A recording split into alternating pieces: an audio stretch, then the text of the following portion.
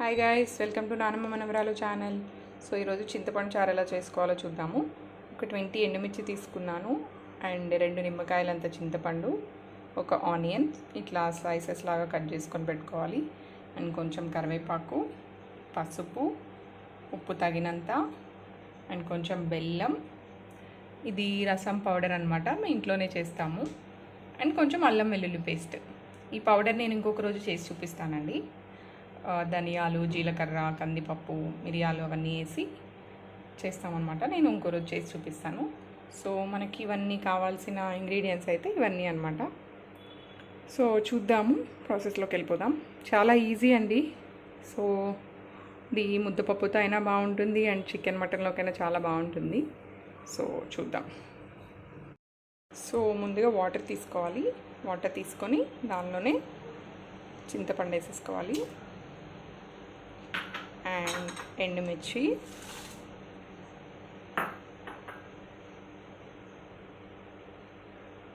And ఉప్పు, పసుపు,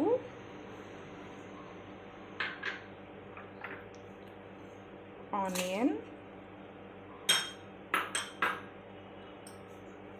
కరివేపాకు. సో ఇదంతా మనం బాయిల్ చేసుకోవాలన్నమాట. ఒక 20 మినిట్స్ బాయిల్ చేసుకున్న తర్వాత మిగతా ఇంగ్రీడియంట్స్ వేసుకోవాలి. అల్లం వెల్లుల్లి పేస్ట్, అవన్నీ, చారు పౌడర్, బెల్లం, పోపు అదంతా మళ్ళీ చూపిస్తాను. సో ఇది 10-15 మినిట్స్ బాయిల్ చేసుకోవాలన్నమాట.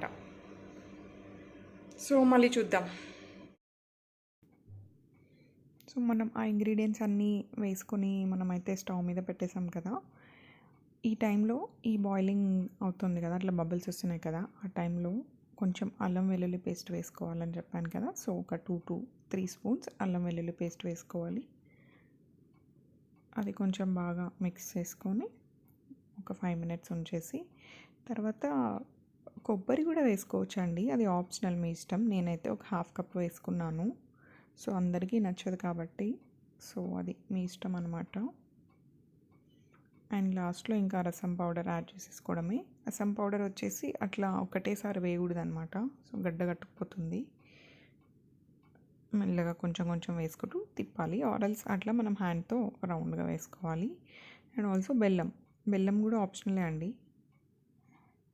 బెల్లం వేసేసుకొని కాపేసి పోపు పెట్టుకోవడమే. వెల్లుల్లి, జీలకర్ర, ఆవాలు, ఎండుమిర్చి, కరివేపాకు వేసుకొని పోపు పెట్టుకొని అది తీసుకొని వెళ్ళి మనం చారులో వేసేసుకుంటే చింతపండు చారు రెడీ. ఇది యాక్చువల్లీ ముద్దపప్పులో బాగుంటుంది అండ్ ఫ్రై ఐటమ్స్లో బాగుంటుంది, చికెన్ మటన్లో కూడా చాలా బాగుంటుంది అన్నమాట.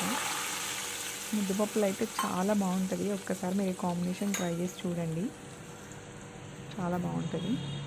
దీనికి చాలామంది ఫ్యాన్స్ కూడా ఉన్నారు. సో that is final అండి. Chintapandu charu is ready.